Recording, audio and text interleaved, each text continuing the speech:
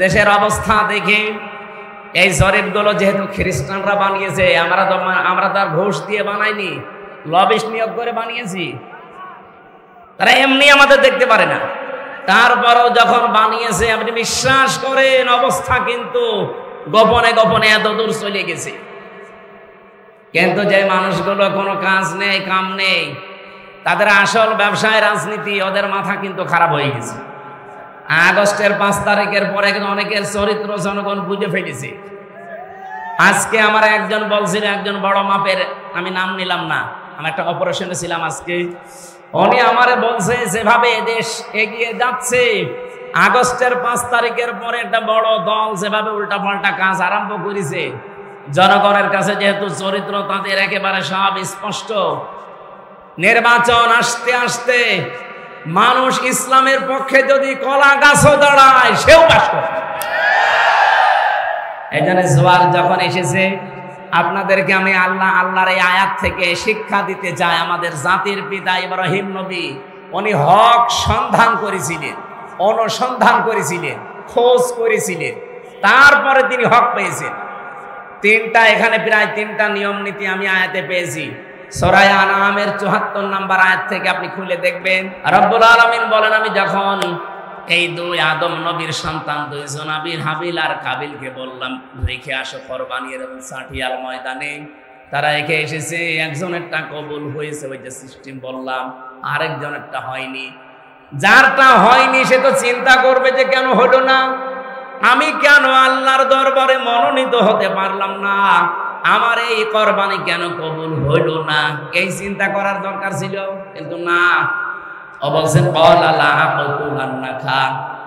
এই হাবিল, তুই আমার বয়সে ছোট, তোর শরীরে শক্তি কম, তোর যোগ্যতা মেধা সব আমার চাইতে কম, এরপরেও তোরটা কবুল হয়ে গেল, আমারটা হইল না, তোরে আমি আর বাঁচতে দেব না, তোরেই মেরে ফেলবো।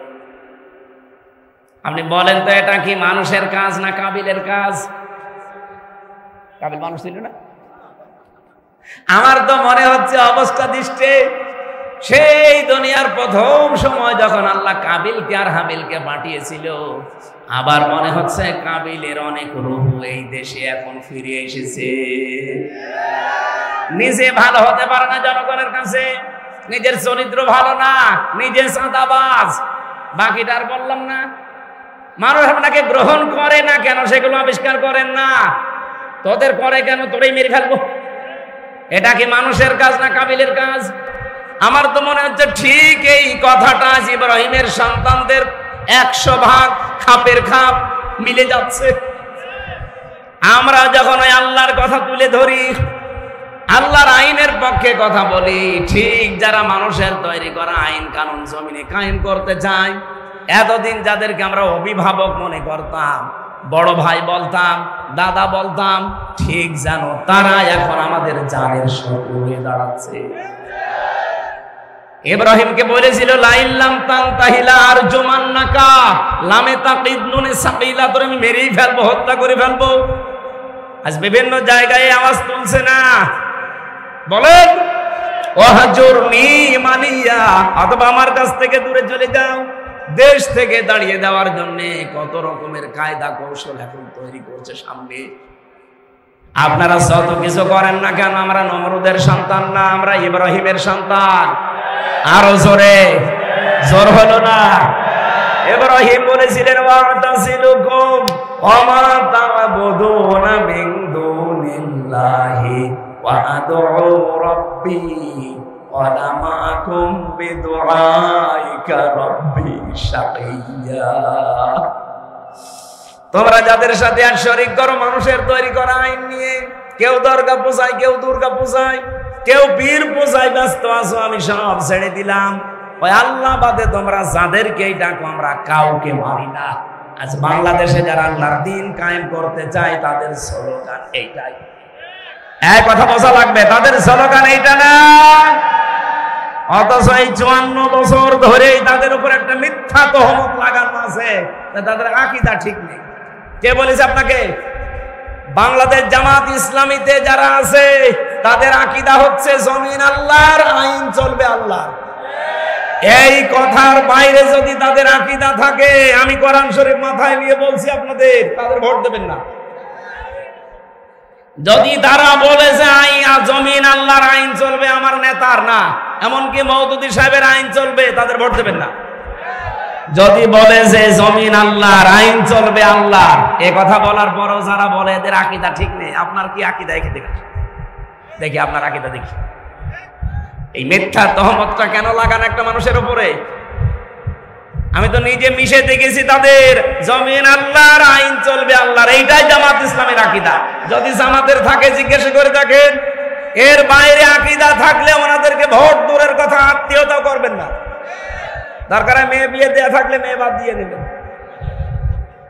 আকীদা ঠিক নেই।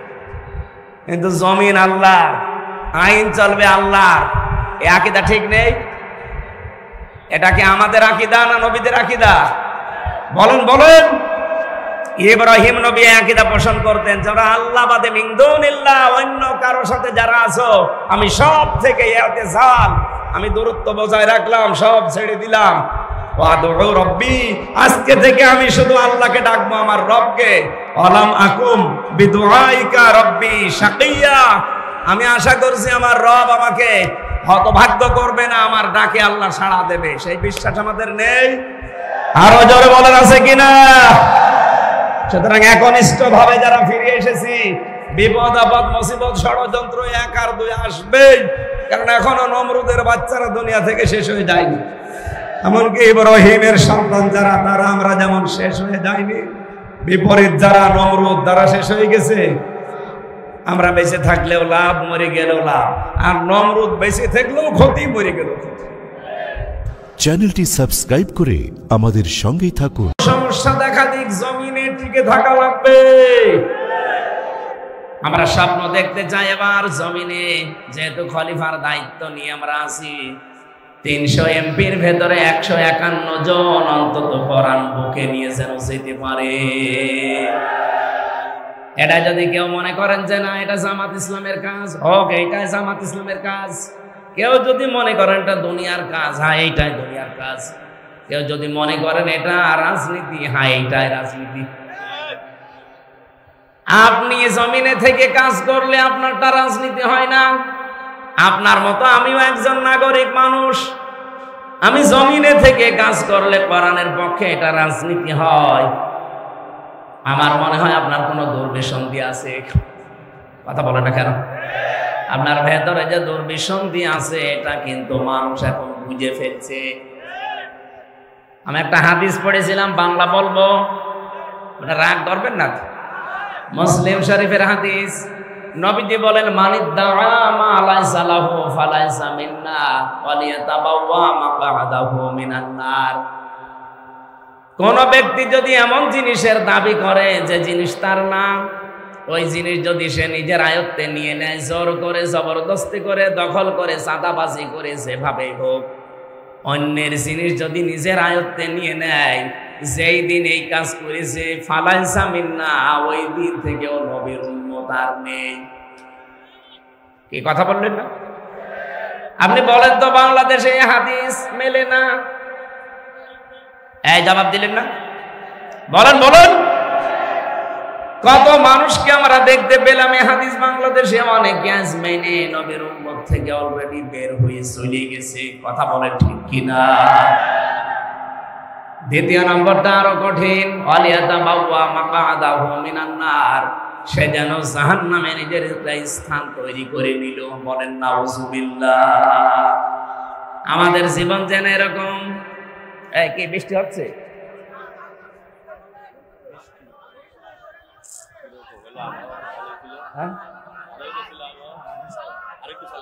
সুবহানাল্লাহ ওয়ালহামদুলিল্লাহ লা ইলাহা ইল্লাল্লাহ লা ইলাহা ইল্লাল্লাহ মুহাম্মাদুর রাসূলুল্লাহ।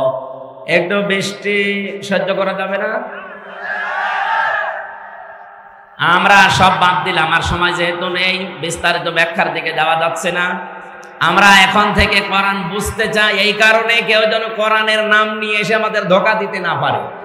বহু মানুষ এভাবে সারা দেশে ধোঁকা দিচ্ছে, মনে হয় যে কোরআন থেকেই বলছে, অথচ ওগুলো কোরআনের কথা না। 4 নম্বরে কোরআনে কারিমকে দাঁড় করানোর জন্য চেষ্টা করা লাগবে। আল্লাহ এই 4টা শর্ত মেনে কোরআনে কারিমের সাথে যারা সম্পৃক্ত আছেন কবুল করেন, বলেন আমিন। সূরা মারিয়াম 98টা আয়াত আছে, মাত্র একটা আয়াত পড়েছি, 41 নম্বর আয়াত। আল্লাহ রাব্বুল আলামিন যেহেতু কোরবানি সামনে, প্রথম কোরবানি আদম নবীর সন্তান থেকে সিস্টেম চালু হয়েছিল, আর আমরা যে পশু জবাই করে খাই এই সিস্টেম চালু হয়েছিল আমাদের জাতির পিতা ইব্রাহিম আলাইহিস সালাম থেকে। সেই কথাটা আল্লাহ আমাদেরকে কিছু নিয়ম নীতি শিখিয়েছেন আয়াতের মাধ্যমে। অযকুর ফিল কিতাবে ইব্রাহিম, এই কিতাবের ভেতরে ইব্রাহিমের আলোচনা আছে, এটা আপনি স্মরণ করেন। স্মরণ করেন মানে আপনি মানুষের কাছে বর্ণনা করেন। ইন্নাহু কানা সিদ্দিকান নাবিয়্যা, নিশ্চয় সে ছিল একদিকে সিদ্দিক আর একদিকে নবী। সিদ্দিক আর নবী এই দুইটা জিনিসের উপর আজকের আলোচনা ছিল আমার। 1 নম্বরে আমাদের জাতির পিতা ইব্রাহিম আলাইহিস সালাম, তিনি সিদ্দিক ছিলেন। সিদ্দিক মানে সত্যবাদী। শুধু সত্য কথা বললেই মানুষ সত্যবাদী হয় না, সত্যকে সত্য জানার পর দ্বিধাহীন চিত্তে একেবারে সব চিন্তা ভাবনা বাদ দিয়ে যারা মেনে নিতে পারে ইব্রাহিম নবীর মতো, তারা হচ্ছে সিদ্দিক। আজ বাংলাদেশের সেই সময় অলরেডি এসে গেছে। কথা বলে না কেন? সামনের সময় হক এবং বাতিলের, কোনটা সত্য কোনটা মিথ্যা ইব্রাহিম নবী খোঁজ করে অনুসন্ধান করে পেয়েছিলেন, আর আমাদের চোখে আঙ্গুল দিয়ে আমরা অনেকে দেখিয়ে দিচ্ছে। সুতরাং সত্যকে সত্য জানার পর দ্বিধাহীন চিত্তে প্রশ্ন ছাড়া পেছনের টান বাদ দিয়ে সব কিছু ছেড়ে দিলে যারা মেনে নিতে পারে তারা হচ্ছে ইব্রাহিমের সন্তান।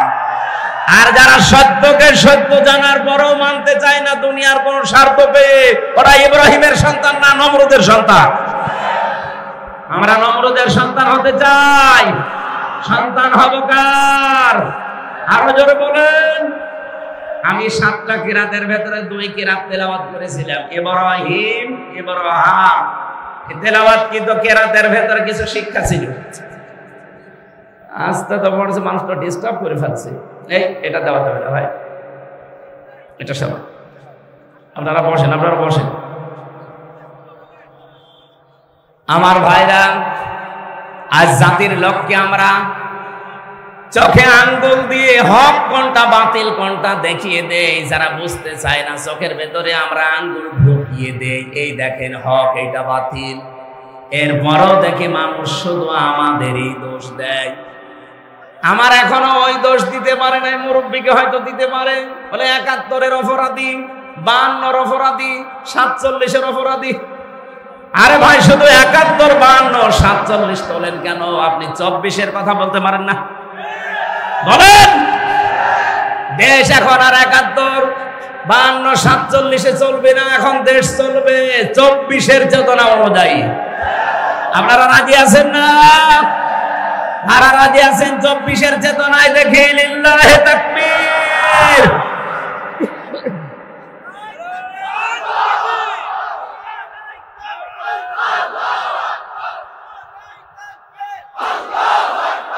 আলহামদুলিল্লাহ ভাই। আগামী মাসের 10 তারিখে, জুন মাসের 10 তারিখে জুলাই আগস্টের ঘোষণাপত্র প্রকাশ করার কথা। ওটা প্রকাশ হওয়ার পরে বাংলাদেশের যে সংবিধান আছে এটা বিলুপ্ত হয়ে যাবে। এখন যিনি আছেন চুপ্পু মিয়া, ও অটোমেটিক বাতিল হয়ে যাবে। কি কথা বলছেন আমার? রাম আর বাম আর কিছু বাতিলদের মাথা এমনি খারাপ হয়নি, ওরা জাতে মাতাল হলো তাহলে ঠিক আছে, ওরা বুঝে ফেলেছে। কারণ দেশের মানুষের অবস্থান এখন কোন জায়গায় আমরা কিছু খবর না রাখলে ওরা কিন্তু হালকা খবর পাচ্ছে। মাইক্রোসফট, এটা খ্রিস্টানরা রিপোর্ট বানিয়েছে, ওরা রিপোর্ট দিয়েছে বাংলাদেশে আগস্টের 5 তারিখের আগ পর্যন্ত মাত্র 100 জনের 15 জন বলতো আমরা ইসলাম চাই এই দেশে, আর এখন 100 জনের 77 জন মানুষ বলছে আমরা এই দেশে ইসলাম চাই। মাথা এমনি খারাপ হয়েছে। আমি বাইরের দেশগুলোতে কিছুদিন আগে সফর করেছিলাম, মালয়েশিয়া, সিঙ্গাপুর, থাইল্যান্ড, এরপরে ইন্দোনেশিয়া, বাহরাইন, যতগুলো দেশ ঘুরলাম, ওই সমস্ত দেশে যে আমি আগে যাই বিশ্ববিদ্যালয়ে, নাম করা ভার্সিটি যেগুলো আছে আগে ওইগুলো ঘুরে আসি, দেখি ওখানে কোনো তথ্য পাওয়া যায় কিনা।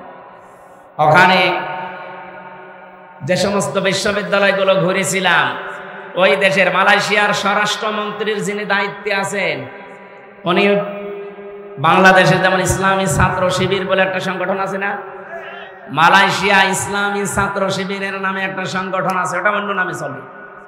ওই দেশে ইসলামী ছাত্র শিবিরের কেন্দ্রীয় সেক্রেটারি জেনারেল হচ্ছে এখন মালয়েশিয়ার স্বরাষ্ট্রমন্ত্রী। ওই দেশের যিনি এখন দায়িত্বে আছেন ডক্টর আনোয়ার ইব্রাহিম হাফিজাহুল্লাহ, ওনার সাথে একটা সাক্ষাতের ব্যবস্থা ছিল, কিন্তু আমার ফ্লাইটের কারণে আমি আর পারি না।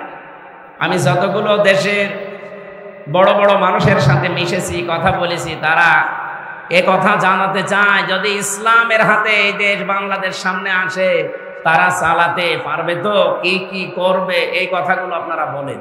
তার মানে বিশ্বে শুধু বাংলাদেশ না, 257টা দেশ আছে, মুসলিম অমুসলিম মিলে সবাই এখন অনেকের ভেতরে বিশ্বাস 15 থেকে যখন 77% চলে গেছে, এই দেশের সামনে কোরআন বিজয়ীকে বাধা দিয়ে আটকিয়ে রাখতে পারবে না ইনশাআল্লাহ। এমনিতেই জিজ্ঞাসা করে যে কোরআন যদি সামনে আসে কিভাবে চালাবেন, এমনি বলে, এতদিন তো বললো না। এর আগে তো বহুবার গিয়েছি, কই কোনদিন তো জিজ্ঞাসাও করে নাই। দেশের অবস্থা দেখে এই জরিপগুলো যেহেতু খ্রিস্টানরা বানিয়েছে, আমরা তো আর ঘুষ দিয়ে বানাইনি, লবিস্ট নিয়োগ করে বানিয়েছি। তারা এমনি আমাদের দেখতে পারে না, তারপরও যখন বানিয়েছে আপনি বিশ্বাস করেন অবস্থা কিন্তু গোপনে গোপনে এত দূর চলে গেছে। কিন্তু যে মানুষগুলো কোনো কাজ নেই, কাম নেই, তাদের আসল ব্যবসায় রাজনীতি, ওদের মাথা কিন্তু খারাপ হয়ে গেছে। আগস্টের 5 তারিখের পরে কিন্তু অনেকের চরিত্র জনগণ বুঝে ফেলেছে। আজকে আমার একজন বলছিল, একজন বড় মাপের, আমি নাম নিলাম না, আমি একটা অপারেশনে ছিলাম আজকে, উনি আমারে বলছে যেভাবে দেশ এগিয়ে যাচ্ছে, আগস্টের 5 তারিখের পরে একটা বড় দল যেভাবে উল্টাপাল্টা কাজ আরম্ভ করেছে, জনগণের কাছে যেহেতু চরিত্র তাদের একেবারে সব স্পষ্ট, নির্বাচন আসতে আসতে মানুষ ইসলামের পক্ষে যদি কলা গাছও দাঁড়ায়, সেও বাস করে। এই জন্য জোয়ার যখন এসেছে, আপনাদেরকে আমি আল্লাহর এই আয়াত থেকে শিক্ষা দিতে চাই। আমাদের জাতির পিতা ইব্রাহিম নবী, উনি হক সন্ধান করেছিলেন, অনুসন্ধান করেছিলেন, খোঁজ করেছিলেন, তারপরে তিনি হক পেয়েছেন। এখানে প্রায় 3টা নিয়ম নীতি আমি আয়াতে পেয়েছি। সূরা আনআমের 74 নম্বর আয়াত থেকে আপনি খুলে দেখবেন। আমি কি তাফসিরে যাব? আপনারা দৌড় দেবেন না তো? আল্লাহ রাব্বুল আলামিন বলেন, যারা দাঁড়িয়ে আছেন যদি জায়গা ভালো থাকে বসেন। এই যে ভাই, এত মূর্তি ভাঙার পরও আপনি দাঁড়িয়ে আছেন, আপনার ভাঙা লাগবে। রাব্বুল আলামিন বলেন, আইদ ক্বালা ইব্রাহিম লিআবিহি আযারা তাত্তাখিযু আসনামান আলিহা ইন্নী আরাকা ওয়া কওমাকা ফি দালালিম মুবিন। আমাদের যিনি জাতির পিতা, যার কাছ থেকে কোরবানি পশু জবাই করার মাধ্যমে যেটা খেয়ে ফেলা হয়, এই নিয়মটা আমরা ইব্রাহিম নবীর সুন্নাত এখান থেকে পেয়েছি। এর আগে যদি পেতাম তাহলে আর খাওয়া যেত না। আদম নবীর জামানায় এই পশু জবাই করার নিয়ম ছিল, কিন্তু ওটা এরকম ময়দানে রেখে আসা লাগতো, আকাশ থেকে আগুনের ঝলক এসে ওটা পুড়িয়ে ফেলতো। যদি টাকা হালাল হয় পুড়ে যেত, আর যদি 2 নাম্বার হয় সালমান এফ রহমানের মতো পড়ে থাকতো। আমার মনে হয় ওই শরীয়ত যদি এখন থাকতো, কত হাসিছে ধরা খেত, কত মানুষের আত্মীয় স্বজন সব নষ্ট হয়ে যেত, বউ চলে যেত। তুমি 2 নাম্বার।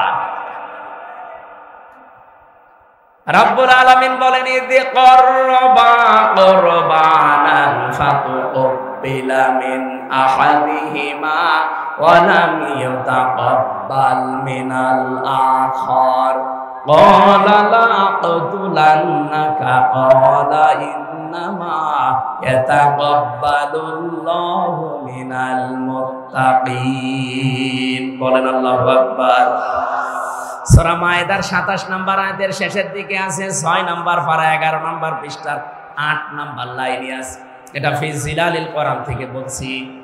রব্বুল আলামিন বলেন, আমি যখন এই দুই আদম নবীর সন্তান দুইজন হাবিল আর কাবিলকে বললাম রেখে আসো কোরবানির সাটিয়াল ময়দানে, তারা রেখে এসেছে। একজনেরটা কবুল হয়েছে, ওই যে সিস্টেম বললাম, আরেকজনেরটা হয়নি। যারটা হয়নি সে তো চিন্তা করবে যে কেন হলো না, আমি কেন আল্লাহর দরবারে মনোনীত হতে পারলাম না, আমার এই কোরবানি কেন কবুল হইল না, এই চিন্তা করার দরকার ছিল। কিন্তু না, বলছেন এই হাবিল, তুই আমার বয়সে ছোট, তোর শরীরে শক্তি কম, তোর যোগ্যতা মেধা সব আমার চাইতে কম, এরপরেও তোরটা কবুল হয়ে গেল, আমারটা হইল না। তোরে আমি আর বাঁচতে দেব না, তোরেই মেরে ফেলবো। আপনি বলেন তো এটা কি মানুষের কাজ না কাবিলের কাজ? কাবিল মানুষ ছিল না? আমার তো মনে হচ্ছে অবস্থা দৃষ্টে সেই দুনিয়ার প্রথম সময় যখন আল্লাহ কাবিলকে আর হাবিলকে পাঠিয়েছিল, আবার মনে হচ্ছে কাবিলের অনেক রূহ এই দেশে এখন ফিরে এসেছে। নিজে ভালো হতে পারে না জনগণের কাছে, নিজের চরিত্র ভালো না, নিজে চাঁদাবাজ, বাকিটা আর বললাম না। মানুষ আপনাকে গ্রহণ করে না কেন সেগুলো আবিষ্কার করেন না, তোদের করে কেন, তোরেই মেরে ফেলবো। এটা কি মানুষের কাজ না কাবিলের কাজ? বাংলাদেশে কাবিল নেই? কাবিল আছেন কারা? হাত তোলেন তো। একজন আছে। আরে কাবিল না, আমি হাসির জন্য বলি নাই। বহু কাবিল এখন বাংলাদেশে অলরেডি তৈরি হচ্ছে। দিন যত যাচ্ছে কাবিল তৈরি হচ্ছে। কথা বলেন না কেন?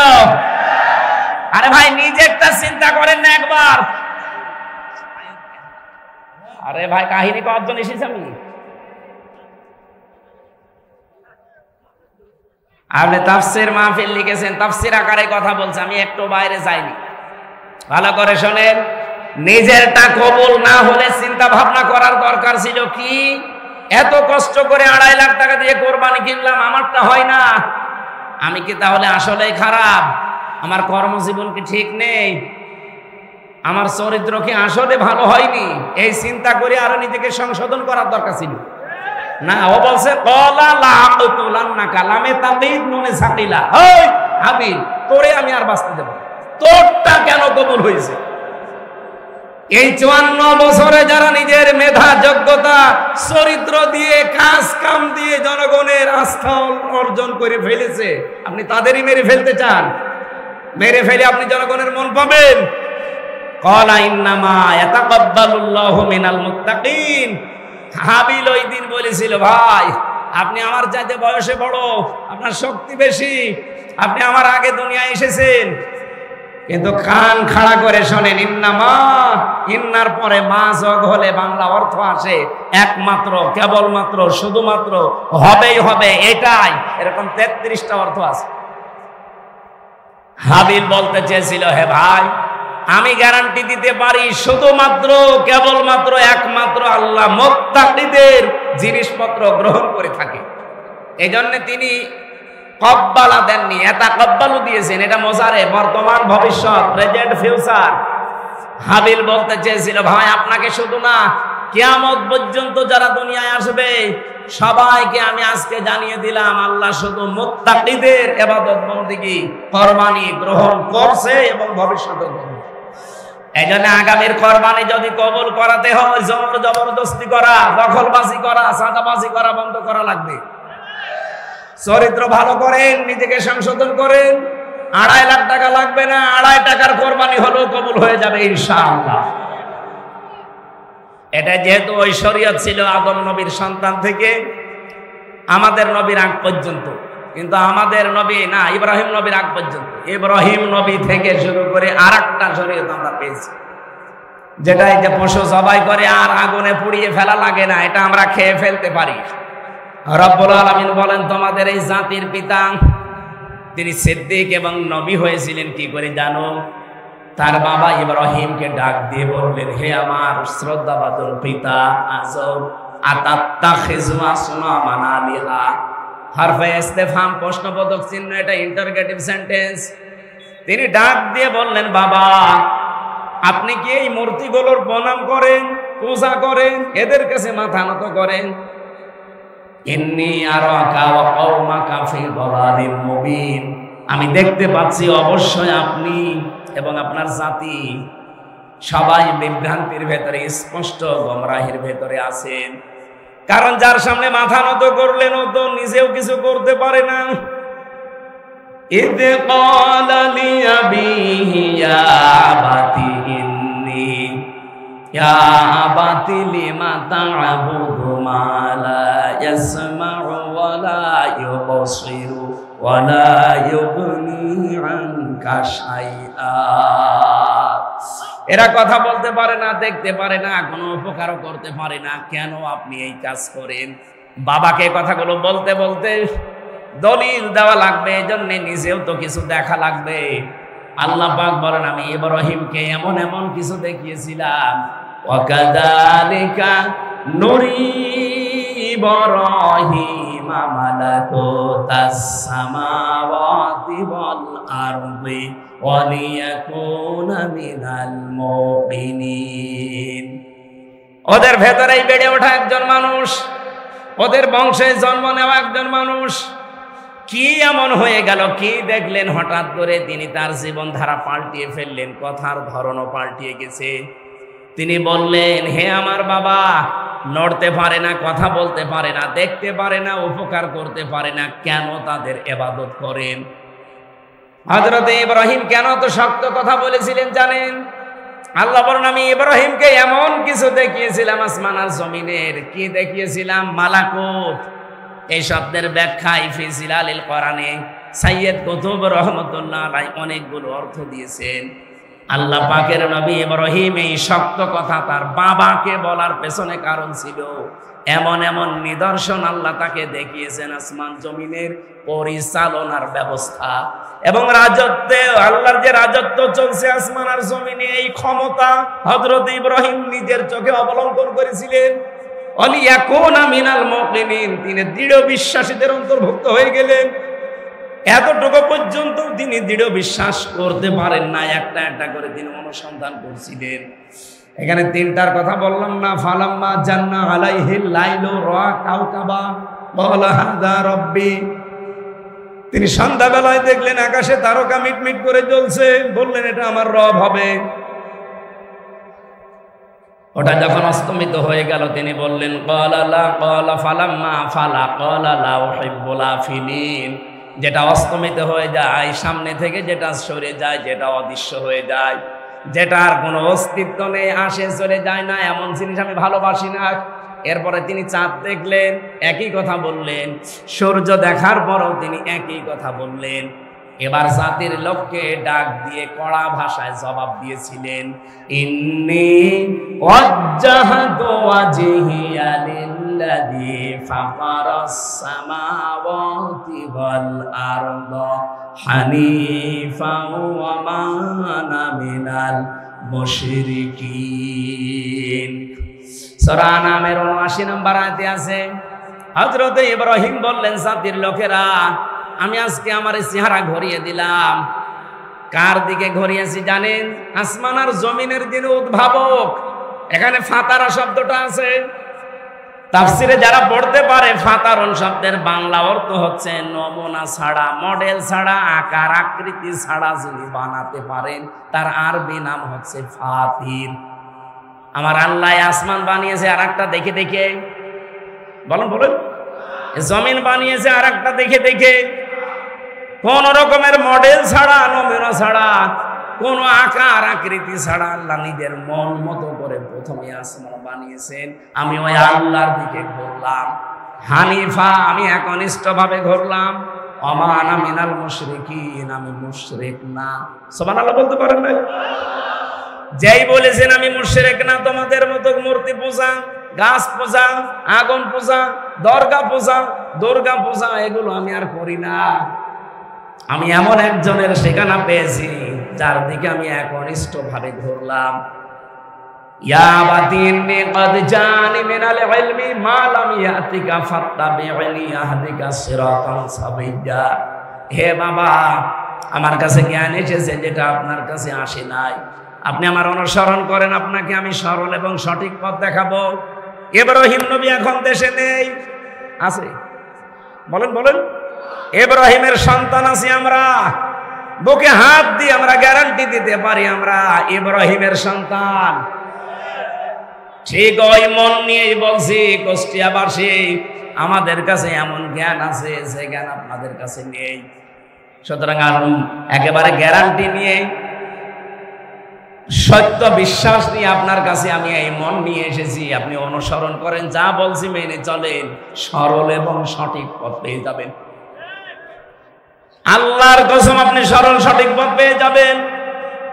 এতটুকু বলতে দেরি, হযরত ইব্রাহিমের সবচাইতে বেশি আপন যে লোকটা তার বাবা, ডাক দিয়ে বলেছিল ক্বালা আরাগিবুন আনতা আন আলিহাতি ইয়া ইব্রাহিম।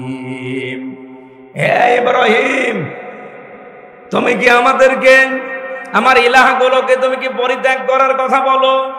এখানে ইলাহ বলতে ওই জামানায় নাই, মূর্তি পূজা করতো তারা, তাদেরকে বুঝিয়েছেন। এখন বলেন এই হাজার হাজার পরে এখন ইলাহ শব্দের ব্যাখ্যা আপনি কি করবেন? আনতা আন আলিহাতি ইয়া ইব্রাহিম, হে ইব্রাহিম, আমাদের ইলাহগুলো সম্পর্কে তুমি কি আমাদেরকে দূরে সরাতে চাও? এখন ইলাহ শব্দের প্রথম ব্যাখ্যা হচ্ছে আইন কানুন যে তৈরি করতে পারে তাকে ইলাহ বলে।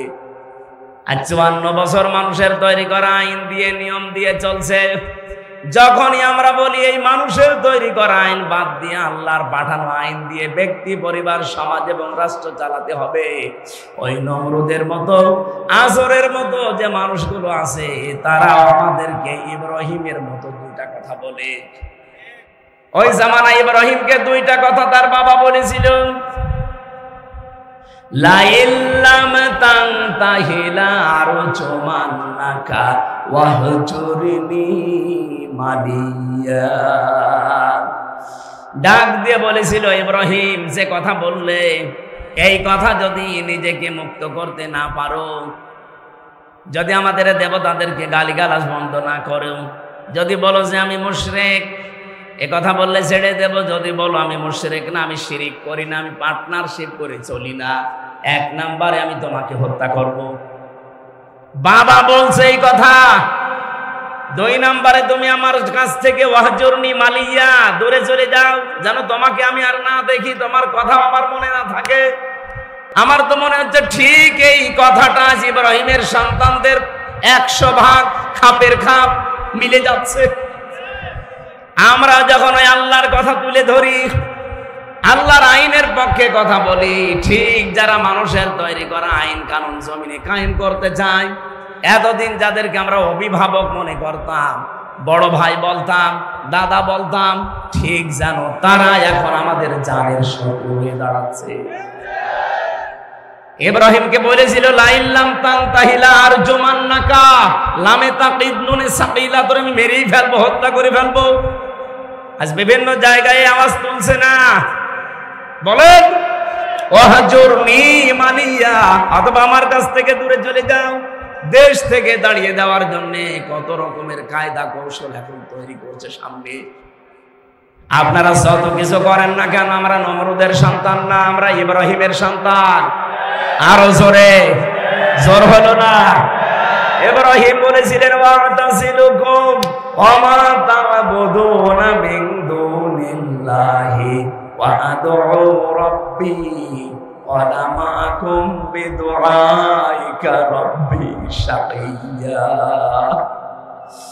তোমরা যাদের সাথে আর শরীক করো মানুষের তৈরি করা আইন নিয়ে, কেউ দরগা পূজায়, কেউ দুর্গা পূজায়, কেউ পীর পূজায় ব্যস্ত আছো, আমি সব ছেড়ে দিলাম। ওই আল্লাহ বাদে তোমরা যাদেরকেই ডাকো, আমরা কাউকে মারি না। আজ বাংলাদেশে যারা আল্লাহর দ্বীন কায়েম করতে চায় তাদের স্লোগান এইটাই। এক কথা বোঝা লাগবে, তাদের স্লোগান এইটা না। অথচ এই 54 বছর ধরেই তাদের উপর একটা মিথ্যা তহমত লাগানো আছে, তাদের আকীদা ঠিক নেই। কে বলেছে আপনাকে? বাংলাদেশ জামাত ইসলামীতে যারা আছে তাদের আকীদা হচ্ছে জমিন আল্লাহর, আইন চলবে আল্লাহর।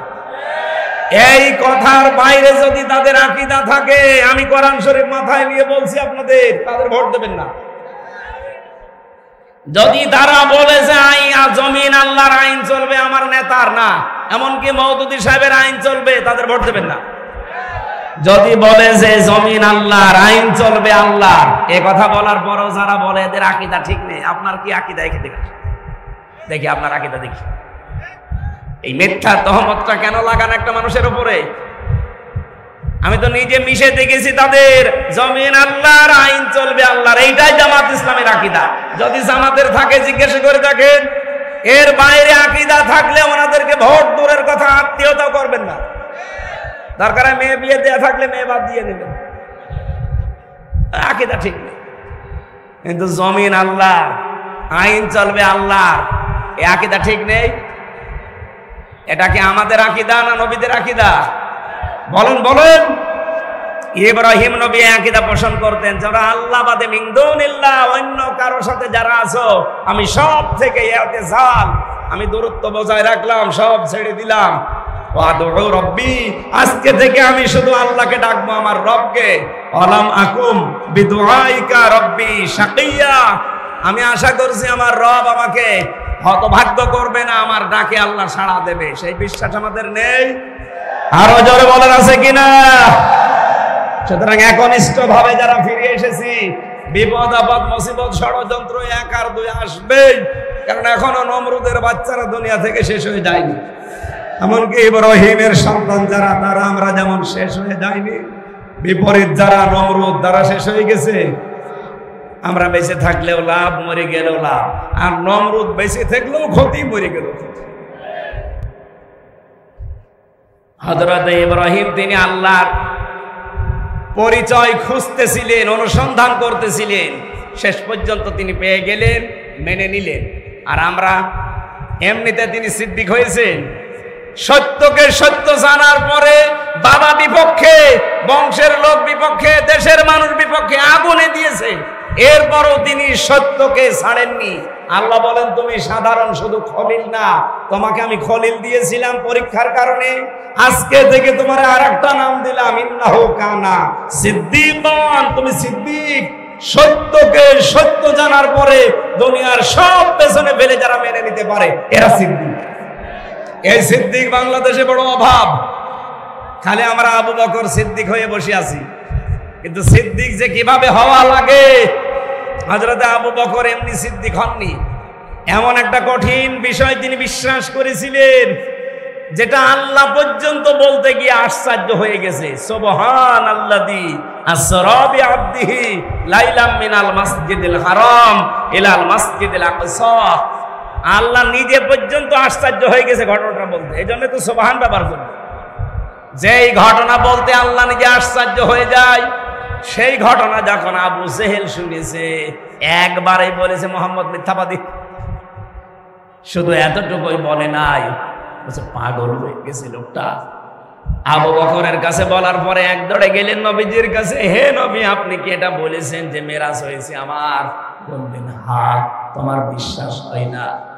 হযরত আবু বকর সিদ্দিক কথা বলতে দেরি, নবীজি বললেন, হ্যাঁ আমার মেরাজ হয়েছে, তোমার বিশ্বাস হয় না? হযরত আবু বকর বলেন, আমি বিশ্বাস করেছি। এমন সারা জীবন নদীর পানি এদিকে চলছে, হঠাৎ করে আপনি বললেন নদীর পানি উল্টা দিকে যাচ্ছে, এক সেকেন্ডও দেরি করব না আমি বিশ্বাস করতে। নবীজি বললেন, ও আবু বকর, এত বড় কথা তুমি বিনা প্রশ্নে দ্বিধাহীন চিত্তে বিশ্বাস করে নিলে, তোমারে আমি আজকে আর খালি হাতে ফেরত দিতে পারি না। আজকে থেকে তোমার নামে একটা লকব লাগিয়ে দিলাম, তুমি শুধু আবু বকর না, তুমি আবু বকর সিদ্দিক। তিনি সত্যকে সত্য জানার পরে আবু জেহেলের মতো ডিনাই করেননি, পেছনে ফেলে রাখেননি, মিথ্যা প্রতিপন্ন করেননি। সত্যকে সত্য জানার পরে দ্বিধাহীন চিত্তে প্রশ্ন ছাড়া মেনে নিয়েছিলেন, এই জন্যই তিনি সিদ্দিক। আর কিয়ামতের দিন আল্লাহ চারটা ভাগ করবেন, মিনান নাবিয়িনা ওয়াস সিদ্দিকিনা ওয়াস শুহাদা ওয়াস সালিহিন। প্রথম কাতার থাকবে নবীদের, এরপরে সিদ্দিকদের, এরপরে শহীদদের, এরপরে সালেহীন বান্দাদের। নবীদের কাতারে তো আমরা উঠতে পারবো না, কারণ ওটা নির্ধারিত। সিদ্দিকদের কাতারে ওঠা যাবে যদি সত্যকে সত্য জানার পরে দুনিয়া একদিকে আর আপনি যদি মেনে নিতে পারেন। আমার কথার অর্থ যদি না বুঝে থাকেন হাত তোলেন যে আমি বুঝি নাই। সত্যকে সত্য জানার পরে যারা প্রশ্ন ছাড়া দ্বিধাহীন চিত্তে যারা মেনে নিতে পারবেন, কিয়ামতের দিন তারা সিদ্দিকে আকবরের সাথে উঠবেন। আমরা সিদ্দিক খুঁজে পাই না, মনে করি সত্য কথা বললেই সিদ্দিক হয়ে যায় না। সত্যকে সত্য জানার পরে মেনে নেওয়ার মতো মন তৈরি করেন, এইটা আজ অনেকের তৈরি হচ্ছে না। ইব্রাহিম নবী খোঁজ করে সত্য পেলেন, আর আমরা আঙ্গুল দিয়ে দেখিয়ে দেই, এরপর আপনি মানতে চান না। কোন কারণে বলেন তো? আপনি কিসের সিদ্দিক? খালি কোরআনের আয়াত পড়ে আমরা শুধু আন্দাজে আয়াত আরবিতে পড়ার পরে বাংলা যদি ব্যাখ্যা করে, তখন আপনি আর সিদ্দিকও থাকতে পারেন না, গালিগালাজ করেন। ইয়া আইয়ুহাল্লাযীনা আমানুত্তাকুল্লাহা ওয়া কুনু মা'আস সাদিকিন, ঈমানদারেরা আল্লাহকে ভয় করো আর যারা সত্যবাদী তাদের সঙ্গে থাকো। এই সত্যবাদী কারা? এই পৃথিবীতে কমপক্ষে যারা 5টা কাজের আঞ্জাম দিতে পারবে তারা সত্যবাদী। কারা? কোরআনে কারীম যদিও এই কাজকে আকাবা বলে ইঙ্গিত দিয়েছে কোরআনে, ফালাকতাহামাল আকাবাতা ওয়া মা আদরাকা মাল আকাবা। রব্বুল আলামিন বলেন না, সে গিরিপথ পার হতে রাজি না, অথচ এই গিরিপথই পার হওয়া লাগবে সফল হতে হলে। যদি কেউ বলে আমি সিদ্দিক, তাহলে অবশ্যই তাকে গিরিপথ পার হওয়া লাগবে। হে নবী, আপনি কি জানেন এই গিরিপথটা কি? ফাক্কু রাকাবা, এটা হচ্ছে দাস মুক্তকরণ। এর আয়াত ইবনে কাসিরের ব্যাখ্যা, যদিও ওই জামানায় মানুষ বেচা কিনা হয়তো দাস দাসীর প্রচলন ছিল, কিন্তু এখন ব্যাখ্যা করবেন কি করে? এখন ব্যাখ্যা করতে হলে ফাক্কু রাকাবার ব্যাখ্যা হচ্ছে মানুষের তৈরি করা আইন, এগুলোর গোলামি যারা করে, এখান থেকে যারা আল্লাহর তৈরি করা আইনের পক্ষে নিয়ে আসে, এই মানুষগুলোই হচ্ছে সিদ্দিক।